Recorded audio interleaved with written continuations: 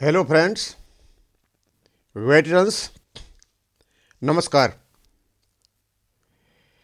मैं आपको बताना चाहूँगा कि आज मैंने जो हमारा केस माननीय सुप्रीम कोर्ट में है उसकी जो डिटेल्स हैं वो आपके सामने में लेकर के आया हूँ, जिससे आप खुद अपने आप ऑनरेबल सुप्रीम कोर्ट की साइट पर जा कर के इसकी स्टेटस देख सकें और आज तक की क्या स्टेटस है वो मैं आपके सामने बता रहा हूँ। लेकिन उससे पहले दो मेरे व्यूअर्स के कमेंट्स हैं, उनको मैं बताना चाहूँगा। एक तो कोई मेरे व्यूअर ने कहा है कि जो मिनी मल्होत्रा जी हैं, जिन्होंने कल अपनी जो काफ़ी रिसोर्सफुल और मैच्योर्ड तरीके से जो अपना बताया था प्रोसेस OROP का, उनके बारे में कह रहे थे और बाद में उन्होंने यही बताया था कि ये डिले हो सकती है। जो माननीय सुप्रीम कोर्ट में एक मुश्त एरियर देने की जो अपील की है, यदि उसकी सुनवाई उसको डिले कर सकती है। तो मैं बताना चाहूँगा कि चाहे कोई सिविलियन हो और चाहे कोई एक्स सर्विसमैन हो या कोई सर्विंग मिलिट्री वाला हो, यदि इन्फॉर्मेशन ऑथेंटिक दिखाई देती है तो हमारा फ़र्ज बनता है कि हम सम्मान करें।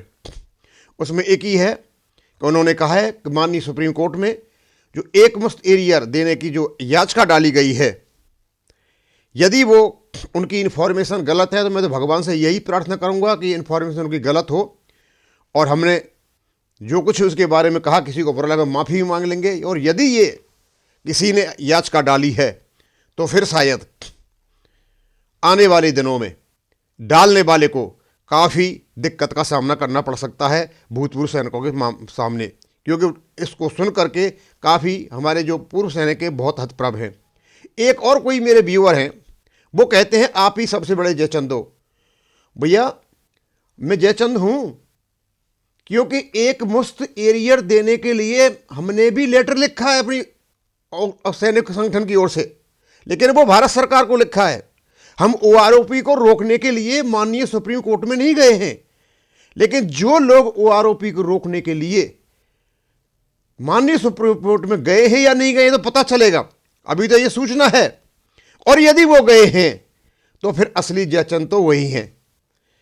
आप मुझे कुछ भी कहो, मुझे कोई फर्क नहीं पड़ता। यदि मेरी OROP को रोकने के लिए यदि कोई सैनिक संगठन या कोई व्यक्ति या कोई सैनिक, भूतपूर्व सैनिक माननीय सुप्रीम कोर्ट का दरवाजा खटखटाया है तो उसको कोई अधिकार नहीं है कि OROP को रोके, हमको नुकसान कराए, और फिर हम तो उसको जयचंदी कहेंगे। अब मैं आपको ये मैंने पूरा का पूरा जो कटआउट्स है वहाँ से लेकर के यहाँ लगा रखा है। तो इसका जो केस का डायरी नंबर है वो है 41,222 और इसका जो ईयर है वो 2022। यदि आप इसको डायरी नंबर डाल करके और ईयर नंबर ये डाल करके 2022 सुप्रीम कोर्ट की साइट पर डालोगे और उसमें जो कैप्चा है उसको डाल दोगे, जो ऑप्शन वैल्यू है वहाँ जाके, तो आपको पता चल जाएगा इस केस की स्टेटस क्या है।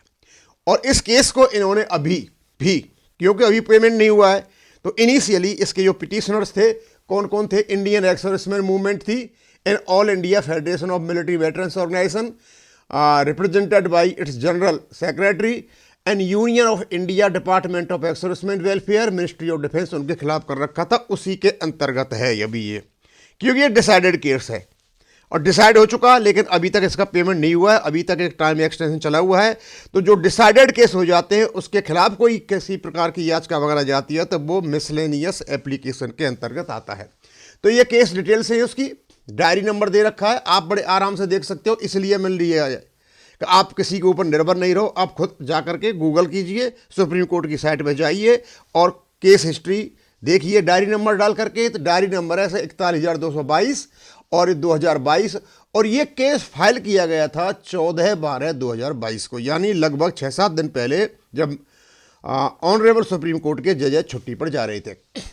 और इसका जो केस नंबर है वो है मिसलेनियस एप्लीकेशन MA 002185/2022 और ये रजिस्टर हो गया था 17/12/2022 को। जब ये फाइल हुआ था 14/12/2022 को, रजिस्टर हुआ 17/12/2022 को, तो हम ये सोच रहे थे कि ये इसकी लिस्टिंग हो जाएगी 2 तारीख को जब माननीय सुप्रीम कोर्ट खुलेगा। लिस्टिंग का मतलब यह है केस जब सुनवाई के लिए आ जाता है, तारीख दे दी जाती है, वो लिस्टिंग कही जाती है। अब नीचे जो डिटेल्स दे रखी हैं इसकी, ये डिटेल्स हैं इंटरलोक्यूटरी एप्लीकेशंस, कुछ डिटेल हैं किस किस ने ये फाइल किया है और कौन इसका वकील है। तो इसका केस नंबर दे रखा है, पर्टिकुलर से है, इसका एक्सटेंशन ऑफ टाइम भारत सरकार ने मांगा है। और भारत सरकार ने भी एक बता दूंगा आपको बाद में, 14/12/2022 को इन्होंने ये फाइल किया था और 15/3/2023 तक का इन्होंने टाइम मांगा है, यानी 90 दिन का टाइम मांगा है। और ये फाइल किया है अरविंद कुमार शर्मा जी, जो एडवोकेट हैं।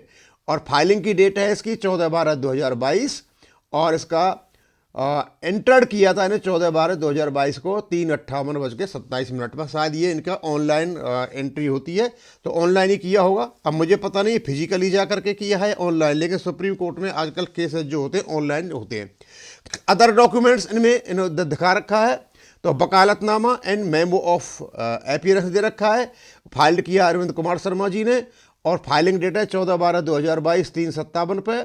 और ये एंटर किया है तरुण 14/12 इन करके इतने PM पर इनको एंटर किया गया है।